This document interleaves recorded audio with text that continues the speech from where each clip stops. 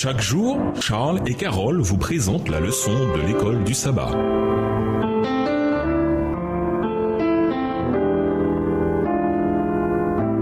Bienvenue dans votre émission Dieu nous parle.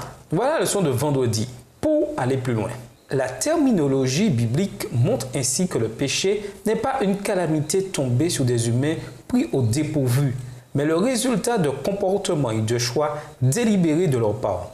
En outre, le péché, ce n'est pas l'absence de bien, mais c'est le fait de ne pas être à la hauteur des attentes de Dieu. C'est une voie mauvaise, délibérément choisie. Ce n'est pas une faiblesse dont on ne peut pas les tenir pour responsables, car l'être humain, dans l'attitude ou l'acte de péché, choisit délibérément la voie de rébellion contre Dieu, en transgression de sa loi, et refuse d'écouter la parole de Dieu.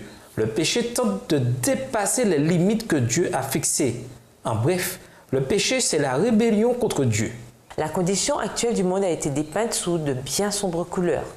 L'immoralité règne partout. La licence est le péché particulier de notre époque. Jamais le vice n'a relevé la tête avec autant de hardiesse.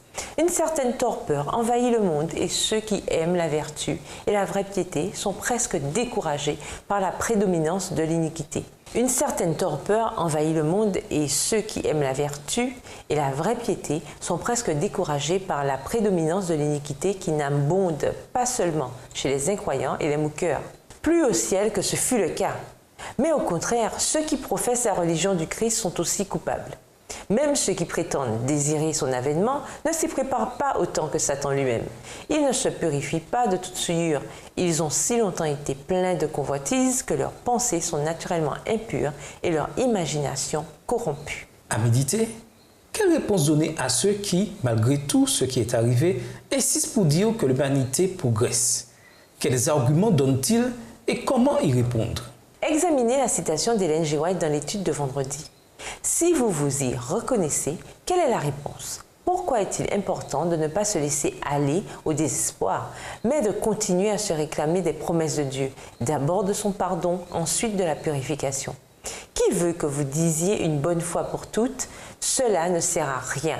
Je suis trop corrompu. Je ne pourrai jamais être sauvé. Je ferai aussi bien d'abandonner. » Est-ce lui que vous écoutez ou bien Jésus qui nous dira « Moi non plus, je ne te condamne pas.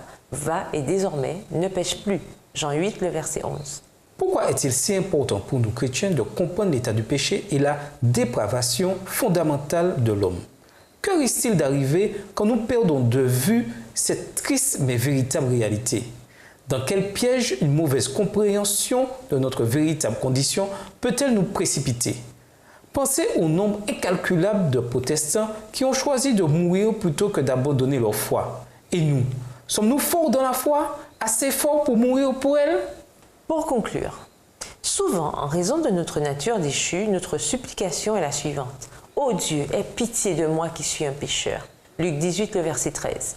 Nous sommes tellement enclins au mal. Heureusement, l'Épître aux Romains nous révèle qu'il y a de l'espoir. La bonne nouvelle, c'est que nous avons un Sauveur qui nous offre le pardon et la grâce, même si nous ne pouvons rien faire pour les mériter. Louons Dieu de ce que nous avons un si bon Père, un Père qui nous aime et qui cherche, en dépit de notre condition humaine, à nous racheter et à rétablir notre relation originelle avec lui. Au revoir. Et à demain si Dieu veut. Dieu nous parle. Chaque jour, Charles et Carole vous présentent la leçon de l'école du sabbat.